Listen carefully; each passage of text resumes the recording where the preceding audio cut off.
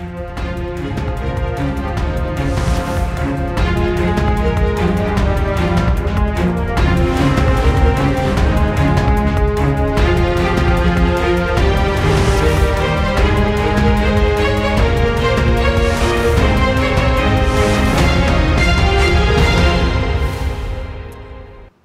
वालेकुम। प्रोग्राम 10 में खुश आमदीद। मैं हूं इमरान सुल्तान।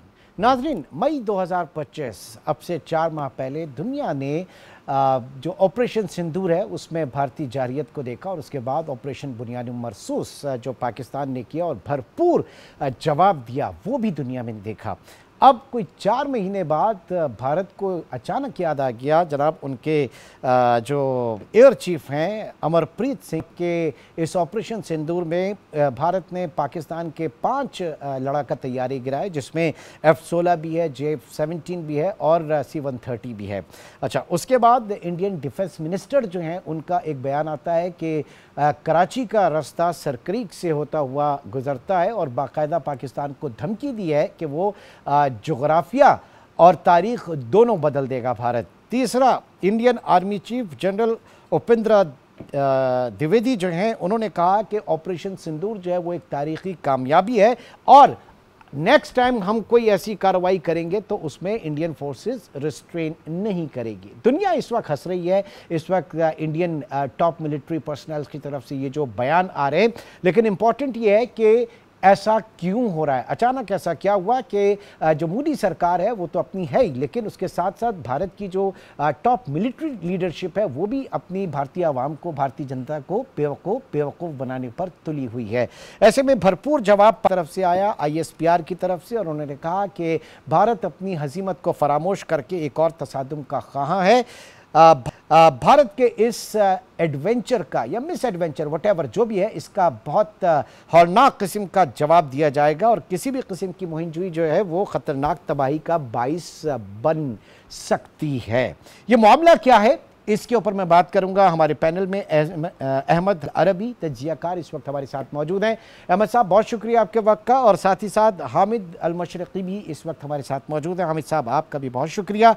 अहमद साहब, आपकी तरफ आता हूं। सबसे पहले ये बताइएगा कि ये 4 महीने बाद इंडियन टॉप मिलिट्री जो पर्सनल्स हैं, उनकी लीडरशिप है, उसको ये याद आ रहा है कि जनाब हमने बड़ा नुकसान पहुँचाया पाकिस्तान को, उसके 5 लड़ाका तैयारे गिरा दिया और वो अपनी कामयाबियाँ गिनवा रहे हैं। ये हो क्या रहा है? जी बहुत शुक्रिया। देखिए, इसमें एक बहुत इंपॉर्टेंट फैक्टर है, ये जो अभी रिसेंट स्टेटमेंट्स आना शुरू हुई हैं, जब इन्होंने ऑपरेशन सिंदूर वाला ड्रामा किया था और वो कोलैप्स किया था बहुत बुरी तरह राइट ऑन देयर फेसेस, तो उसी वक्त ये बात, it was writing on the wall कि ये एक और मिस एडवेंचर प्लान करेंगे। और उसके मल्टीपल फैक्टर्स से बात ये थी कि भारत के अंदर एक तो जो जिस तरीके से इनकी एयरफोर्स जो थी, उस total air superiority, air dominance Pakistan के पास थी, इन्होंने अपना जो इमेज बनाया हुआ था विश्व गुरु का, फिर इन्होंने जो इमेज बनाया हुआ था कि पूरे इस खत्ते के अंदर ये काउंटर बैलेंस हैं चाइना के, जो इन्होंने इमेज परसेप्शन बिल्ड किया हुआ था कि इंडिया इज इनविंसिबल, जो इन्होंने परसेप्शन बिल्ड किया हुआ था कि इंडियन डिप्लोमेसी इस वक्त रशिया से लेके, चाइना से लेके, अमेरिका और फिर जो ईस्टर्न यूरोप तक और इवन GCC तक इनका जो डिप्लोमेटिक क्लाउड था वो बहुत ज्यादा पावरफुल था। वो सारे का सारा जो बुनियाद जिसके ऊपर इस हिंदुत्वा ड्रिवन स्टेट की फाउंडेशन लेड थी, वो सब टूट गया था, खत्म हो गया था, डिस्ट्रॉय हो गया था 6 मई से 10 मई के दरमियान में। और उसके बाद सिर्फ अभी तक पिछले 6 महीने के अंदर ये उस तबाही का सिर्फ रैकेज उठा रहे हैं, उस डिप्लोमेटिक तबाही का, उस मिलिट्री तबाही जो इनकी अपनी हुई। सो इस सारी सिचुएशन में हो ये रहा था कि भारत पिछले 20 साल से अपने आप को प्रेजेंट कर रहा था, अपनी सॉफ्ट पावर को प्रोजेक्ट कर रहा था, अपने मिलिट्री माइट को प्रोजेक्ट कर रहा था पूरी दुनिया में, अपनी सिविलाइजेशनल डेप्थ का एक उसने हिस्टीरिया, एक उसने फेक इल्यूजन क्रिएट की हुई थी, जिससे पूरी दुनिया की तरफ वो जिसको लेके जा रहा था, जिसमें इनके योगा डिप्लोमेसी और इनकी स्पिरिचुअल टूरिज्म और ये सारी चीजें जो थी वो आ रही थी। तो इस सारे सिनेरियो में जब ऑपरेशन मार्का हक और बुनियाद मरसूस में पाकिस्तान ने इनको जवाब दिया, वो सारा कुछ, वो सारी फाउंडेशन, वो सारा जो एक इंफ्रास्ट्रक्चर या आर्किटेक्चर जितना भी था जिस पे ये खड़ा था, वो टूट गया। दूसरी तरफ पाकिस्तान है, पाकिस्तान जो पिछले 20 साल से चाहे TTP BLA की इंडिया स्पॉन्सर्ड दहशतगर्दी से लेकर पाकिस्तान के हमारे मुल्क के अंदर 5th जनरेशन फिर 6th जनरेशन वॉर इम्पोज की गई, पाकिस्तान जो कि एक एग्जिस्टेंशियल जंग लड़ रहा था अपने बॉर्डर्स के अंदर, पाकिस्तान इस मार्का हक और बुनियानुल मरसूस के बाद इमर्ज करता है as a net stabiliser, security guarantor दुनिया के बहुत पावरफुल कंट्रीज को। और पाकिस्तान का होराइजन इस वक्त इंडिया से बढ़ के आगे निकल के फार बियॉन्ड इंडिया पहुंच चुके हैं। हम ना सिर्फ जीसीसी में बल्कि हम यूरेशियन रीजन में लार्जली अपनी पावर को प्रोजेक्ट कर रहे हैं, अपनी सिविलाइजेशनल डेप्थ को और कल्चरल डिप्लोमेसी को प्रोजेक्ट कर रहे हैं। तो इस सारे चेंजिंग इक्वेशन में भारत को अब यही लगता है कि जो मार इन्होंने खा के, जो वीकनेसेस और जो तबाही उठाई है 6 से 10 मई के दरमियान में, कमजोरी जो इन्होंने दिखाई 6 से 10 मई के दरमियान में, उसकी भरपाई सिर्फ एक सूरत में हो सकती है कि कोई और इसी तरह का मिस एडवेंचर वो करें। लेकिन भारतीय थॉट प्रोसेस अभी भी इस बात को ग्रैब करने में नाकाम है कि 6 से 10 मई के दरमियान जो इन्होंने किया था वो भी एक मिस एडवेंचर था, और अब करने जा रहे हैं ये उससे बड़ा मिस एडवेंचर और इसका जवाब उससे बढ़कर जो है वो उनके लिए शर्मनाक होगा। मशरकी साहब ये फरमाइएगा, जो एक पाकिस्तान के पीस लविंग और स्टेबलाइजर के हवाले से बात हुई और सिक्योरिटी गारंटी के हवाले से बात हुई, और इस रिसेंट जो हम देख रहे हैं कि मिडिल ईस्ट क्राइसिस के अंदर पाकिस्तान की कामयाब सिफारतकारी, पूरी दुनिया पाकिस्तान के साथ इस वक्त खड़ी है, ये वो, और जिस तरीके से पाकिस्तान खड़ी है तो इंडिया का वो कोलैटरल डैमेज है, तो ये सारा वही चीज़ है जो रिफ्लेक्ट हो रही है यहाँ पर इंडियन स्टेटमेंट। बिल्कुल।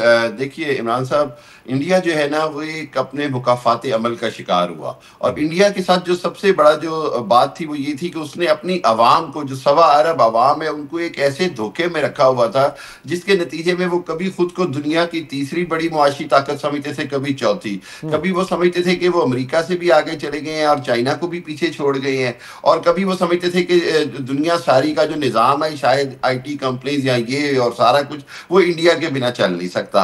अच्छा, इस सारे के अंदर हुआ क्या कि पाकिस्तान ने हमेशा से कहा कि हम जो हैं हम रिस्ट्रेन करते हैं, हम पीस लविंग है, लेकिन अगर हम पे एग्रेशन किया गया, अगर हम पे जारहियत की गई, अगर कोई हम पे जंग थोपी गई तो हम उसका भरपूर जवाब देंगे।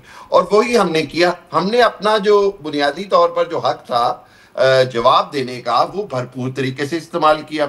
उसके बाद हमने जिस अंदाज में, बड़ी जो क्लियर बात है वो ये है कि हमने जिस अंदाज में पूरी दुनिया को ना सिर्फ अपनी ताकत दिखाई, अपनी सलाहियत दिखाई, अपनी कैपेबिलिटी दिखाई, उसके साथ साथ हमने ये भी दिखाया कि हम खित्ते की सेंसिटिविटी को समझते हैं। हम ये समझते हैं कि यहाँ पर न्यूक्लियर जंग हो सकती है। हम ये समझते हैं कि भारत की हठधर्मी के बावजूद पाकिस्तान एक जिम्मेदार रियासत है, और वो भारत जिसको अमेरिका या दूसरी खित्ते की ताकतें शायद इलाके में वो हेजमोनियल रोल या चौधराहट देना चाह रही थी, उनको समझ आई कि दरअसल अगर कहीं कोई पावर को बैलेंस कर सकता है तो वो पाकिस्तान है। अच्छा, इसके अंदर अभी हम बात कर रहे थे कि जनाब ये जो इंडियन आर्मी चीफ और एयर चीफ के बयानात हैं, तो मैं तो इसके ऊपर हंसने के अलावा यही कह सकता हूँ कि वही जो बात मैंने इंडियन चैनल पे भी कही कि जो मुक्का आपको लड़ाई के बाद याद आए वो अपने मुंह पे मार देना चाहिए।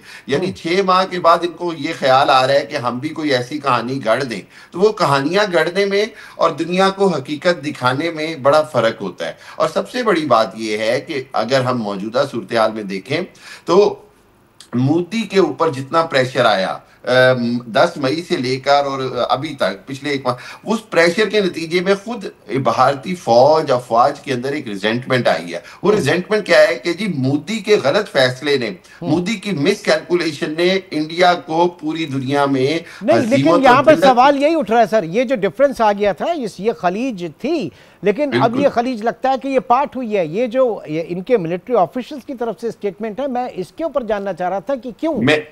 मैं ये समझता हूं इमरान साहब, वो अब क्या हुआ है कि जो इनके मिलिट्री ऑफिशियल्स हैं वो अब अपनी फेस सेविंग चाह रहे हैं। वो ये दिखाना चाह रहे हैं कि जी हमने जनाब अपनी कैपेबिलिटी उस तरह हमें मिसगाइड किया गया, हमें बुद्धि ने यूज किया, अगर हमें दोबारा करेंगे तो हम शायद दिखाएंगे। लेकिन मैं आपको एक बात बता दूं कि इंशाअल्लाह ये उनकी बदतरीन खुशफहमी होगी और उनको उसका बदतरीन रिजल्ट मिलेगा। ये बात दुनिया भी जानती है। बिल्कुल, इंशाअल्लाह, जरूर। अहमद हसन साहब, अब सवाल ये पैदा होता है जिसको वो एड्रेस कर रहे हैं, यकीनी तौर से पाकिस्तान को तो नहीं है, ना पाकिस्तानियों को है, हम तो पोस्टमार्टम कर रहे हैं यहाँ पर। भारतीय जनता को अगर वो कर रहे हैं तो क्या वो उतनी ही बेवकूफ़ है कि उनकी बातें समझ लेगी, उनको सही मान लेगी? दूसरा ये कि इंडियन पार्लियामेंट के अंदर जो बैंड बजाई है इस वक्त मोदी साहब की और राहुल गांधी ने, वो भी अपनी जगह पे मौजूद है। वो तो ये है कि सिंपल आप आके कह दीजिए कि जनाब उसका सीज फायर में ट्रंप का कोई किरदार नहीं है और कितने तैयारे आपने गिराएं या कितने आपके गिरे ये बताइए, तो वहाँ तो खुद उनकी क्लास हो गई है। देखें, रशियन थिंकर हैं, एडवाइजर हैं व्लादिमीर पुतिन के, अलेक्जेंडर ड्यूगिन। उन्होंने अभी पिछले दिनों एक रिसर्च पेपर लिखा है जिसमें उन्होंने लिखा है कि पूरी दुनिया के अंदर जो भारत हो गया, इवन अमेरिका की बात उन्होंने की, स्पेशली उन्होंने साउथ एशियन कंट्रीज की बात की कि यहाँ पे कुछ ममालिक ऐसे हैं कि जहाँ पे इंफॉर्मेशन के एको चैम्बर्स बन चुके हैं और पॉलिटिक्स के एको चैम्बर बन चुके हैं। मिसाल के तौर पे पोलराइजेशन इतनी ज्यादा है इंडिया के अंदर कि एक ग्रुप है जो आउटराइटली अगेंस्ट है नरेंद्र मोदी और इसकी हेजेमोनिक पॉलिसीज के, both with in and without, और एक ग्रुप है जो जिनको भक्त और संगीज भी कहा जाता है, जो बिल्कुल आरएसएस के फॉलोअर्स हैं, जो कल्टिस्ट हैं, which basically is the electoral college of Narendra Modi, Amit Shah, Aditya Kumar, Doval, Jaishankar. So उन्होंने ये जो स्टेटमेंट्स दे रहे हैं, एक तो बिहार के इलेक्शंस, उसके अंदर बहुत इंपॉर्टेंट एक फैक्टर है। दूसरी बात ये कि जो ये बयानियां बनाने की कोशिश कर रहे हैं, जिस ऑडियंस के लिए बनाने की कोशिश कर रहे हैं, वो ऑडियंस तो इसको कंज्यूम करेगी। वो ऑडियंस फलती फूलती, इस तरह एक वैम्पायर ब्लड के ऊपर पलता और फूलता है, उसी तरह ये जो भक्त और संगीज हैं ये anti Muslim, anti Pakistan sentiment के ऊपर फलते और फूलते हैं। तो जो आपके सवाल का जवाब है वो ये है कि यस, जिस ऑडियंस को वो सुनाना चाह रहे हैं वो ऑडियंस उनकी बात मानेगी। ठीक है, यानी ये वो बिहार का इलेक्शन है जिसने क्रिकेट को भी तबाह किया, और इस वक्त जो है वो बिहार का इलेक्शन जो है वो इंडियन पॉलिटिक्स और मोदी की अपनी पॉलिटिक्स के इर्द गिर्द है, चाहे उसकी कोई भी कीमत हिंदुस्तान को अदा करनी पड़े। मेरे साथ पूरा पैनल मौजूद है, एक छोटे से ब्रेक की कॉल है, ब्रेक के बाद दोबारा मिलते हैं। प्रोग्राम में एक बार फिर खुश आमदीद कहेंगे जी। अहमद साहब, ये बिहार का इलेक्शन इससे पहले भी होता रहा है, लेकिन क्या इस वक्त ये इतना इंपॉर्टेंट हो गया, ये इसकी इतनी अहमियत हो गई कि आरएसएस या फिर मोदी सरकार जो है वो सब कुछ इस स्टेक के ऊपर लगाने के लिए तैयार है इस इलेक्शन को जीतने के लिए? देखिए, इसमें देखें तो timing is very important. It is not about Bihar election only, लेकिन जिस टाइमिंग के ऊपर ये बिहार का इलेक्शन हो रहा है उस वक्त के जब नरेंद्र मोदी पे कांग्रेस की तरफ से, तो एक कांग्रेस आपने देखा है कि पिछले 10 साल से कांग्रेस को बिल्कुल दीवार के साथ इन्होंने लगा दिया। कांग्रेस बोलने की भी सकत नहीं थी। वो ये ऑपरेशन मार का हक बुनियादन महसूस हुआ कि जब ये सारे जिनको ये परसिक्यूशन और इनको बिल्कुल दीवार के साथ ऑपोजिशन को लगाया जा रहा था, इनको एक ब्रीदिंग स्पेस मिली और इनमें हिम्मत आई नरेंद्र मोदी के खिलाफ बात करने की। कांग्रेस भी नरेंद्र मोदी के खिलाफ है, ना सिर्फ कांग्रेस बल्कि the godfather of India Mohan Bhagwat जो है वो मोदी के खिलाफ है। वो भी योगी आदित्यनाथ के बिहाफ पे लॉबिंग कर रहा है कि मोदी को हटाया जाए और योगी को लेके आया जाए। वो भी कह रहे हैं कि मोदी 75 साल का हो गया, मोदी को अब हट जाना चाहिए। अमित शाह यहाँ पे एक बहुत बड़ा एक और कंटेंडर है प्राइम मिनिस्टरशिप के लिए। सो अंदर भी डिवाइड है, बाहर भी डिवाइड है। इंडिया के अंदर इस वक्त जो इंसर्जेंसीज हैं वो पिछले 70 सालों में सबसे ज्यादा ताकतवर है। नागालैंड के अंदर, मणिपुर के अंदर, सिक्किम के अंदर, वेस्ट बंगाल के अंदर,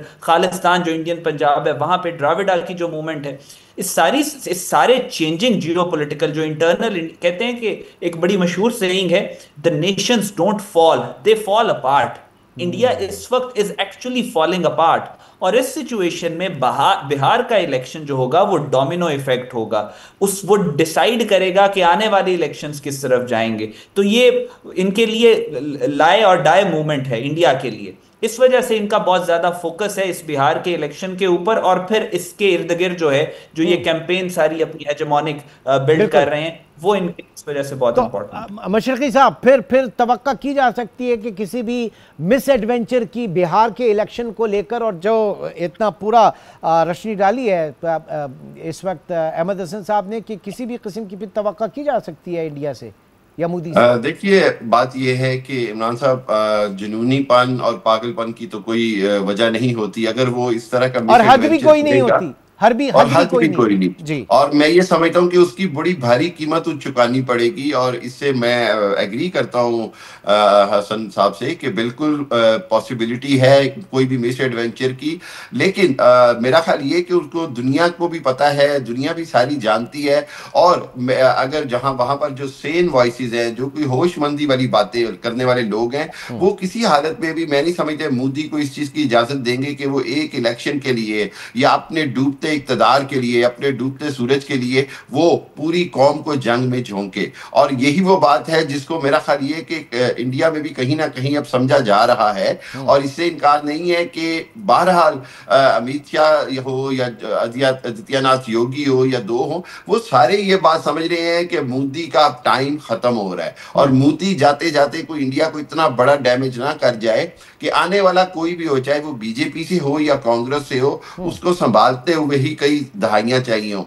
हकीकत ये है कि अगर आज इंडिया कोई मिस एडवेंचर की कोशिश करता है तो मेरा ख्याल ये कि पूरी दुनिया को भी पता है, पाकिस्तान की तैयारी भी वहीं खड़ी है। और सबसे बढ़कर ये कि खुद अमेरिका की जानिब से जिस तरह पहले बीच बचाओ कराया गया, मेरा ख्याल ये कि अमेरिका की जानिब से भी अब बीच बचाओ किसी और अंदाज से करवाया जाएगा। तो इस हवाले से देखना होगा इनको। सही, आपका पॉइंट आ गया, आपका पॉइंट आ गया सर। हसन साहब, अमेरिका ने बीच बचाव कराया, सीज फायर कराया, नहीं मानता भारत इसको, नहीं मानता मोदी इसको, क्यों नहीं मानता? वजह क्या, उनकी मजबूरी क्या है? देखें, बात ही होती है कि जब आपकी फॉरेन पॉलिसी आपकी फॉरेन पावर प्रोजेक्शन की बजाय आपके इंटरनल इलेक्टोरल कॉलेज को सेटिस्फाई करने का एक टूल बन जाए, तो फिर आपकी फॉरेन पॉलिसी पूरी दुनिया में एक इंटरनेशनल एम्बैरेसमेंट बन जाती है। भारत अपने आप को, क्योंकि इतना अपने स्किज़ोफ्रेनिया, ये जो हिंदुत्वा की रियासत है, ये अपने आप को, इनके ऑफिशियल्स जो हैं वो ये बात करते हुए, इनके क्लिप्स मौजूद हैं बाकायदा तौर पे, कि जो हिंदू राष्ट्र जब था आज से 600 साल या 2000 साल पहले, दो इनकी तारीखें हैं, तो ये कहते थे कि ये दिल्ली से लेकर ऑस्ट्रेलिया तक था। सो जब इस स्किज़ोफ्रेनिया के ऊपर इनका एक थॉट प्रोसेस कायम हो, जब वो ये बात करें कि ताजमहल जो था इसके नीचे भी हमारा कोई मंदिर था और इसके ऊपर ताजमहल बना दिया, हम ये भी हमारा ही बनाया हुआ था, जब इस स्किज़ोफ्रेनिया के साथ आप स्टेट क्राफ्ट को बिल्ड करें, तो फिर आप इस तरह की एम्बैरेसमेंट्स आपको होती रहती हैं। फिर आपकी ह्यूबरिज्म जो है वो डिसाइड करता है कि आपकी नेशनल पॉलिसी किस तरफ जा रही है, लॉजिक जो है और जो सेंसिबिलिटी है वो खत्म हो जाती है। ठीक है, बिल्कुल। लास्ट में मैं जानना चाहूंगा मशरकी साहब आपका व्यू इंडियन मीडिया के हवाले से। चले, इंडियन पॉलिटिक्स में बिहार का इलेक्शन बहुत बड़ी चीज, लेकिन जिस रेटिंग की दौड़ में इंडियन मीडिया अपनी आवाम को गुमराह कर रहा है, वो कितना बड़ा डैमेज करेंगी और उनसे क्या तवक्का है इस वक्त इंडियन मीडिया से? देखिए इमरान साहब, मैं समझता हूँ कि इंडियन मीडिया जो है वो एक्चुअली सिर्फ एक गोडी मीडिया के टूल के तौर पे काम करता है। वो ये जानता है कि वो सब झूठ बोल रहा है, वो ये मानते हैं कि वो प्रोपेगेंडा फैला रहे हैं, वो ये मानते हुए कहते हैं कि जी ठीक है, हमारे इस प्रोपेगेंडा से अगर वो एक्साइटमेंट क्रिएट होती है तो हमारा यही मकसद है। यानी कि एक उन्होंने अपनी कौम को इतना मैं समझता हूँ बेवकूफ और नालायक समझ लिया है कि उस सारी एक्साइटमेंट को दीदा दलेरी से आग की तरफ ले जा रहे हैं और वो उसकी कौम जो है उसको एक्सेप्ट करती जा रही है। मैं समझता हूं कि इसकी कीमत बड़ी भारी चुकानी पड़ेगी। और इसी की वाहिद एक सबसे बड़ी मिसाल यह है कि इंडियन मीडिया की पूरी दुनिया में आज कोई क्रेडिबिलिटी नहीं है। कोई रिसर्च पेपर हो, कोई आर्टिकल हो, कोई चीज हो, इंडियन सोर्स को एज ए क्रेडिबल सोर्स नहीं लिया जाता, इंडियन मीडिया हो या इंडियन इवन पेपर्स हो, इसी वजह से कि उनकी कोई क्रेडिबिलिटी नहीं रहेगी। तो मेरा ख्याल तो यह है कि वो एक बेबस और एक बेकार चीज है जो कि अवाम को एक एंटरटेनमेंट के अलावा कुछ नहीं रहेगा। ठीक है, बहुत बहुत शुक्रिया अहमद हसन अल अरबी और हामिद अल मशरकी, आप दोनों हमारे साथ मौजूद थे। और यकीनी तौर से इंडियन मीडिया अपनी आवाम को, न सिर्फ आवाम को बेवकूफ़ बना रहा है, बल्कि पूरी दुनिया में जो उनकी एक क्रेडिबिलिटी थी वो इस वक्त स्टेक के ऊपर लग गई है। बल्कि अब जैसे कि मशरकी साहब ने कहा कि उसको, उसके सोर्स को जो है वो भी सही नहीं माना जाता, क्रेडिबल नहीं माना जाता। तो ये कीमत है जो इंडिया में अदा करनी पड़ेगी उनकी मीडिया इंडस्ट्री को। बहुत बहुत शुक्रिया आप दोनों हजरात का। नाज़रीन, एक छोटा सा ब्रेक, और ब्रेक के बाद बताएंगे आपको तबाहशुदा सड़कों के ऊपर दुबई वाले जुर्माने, ये क्या मामला है, जानेंगे एक छोटे से ब्रेक के बाद।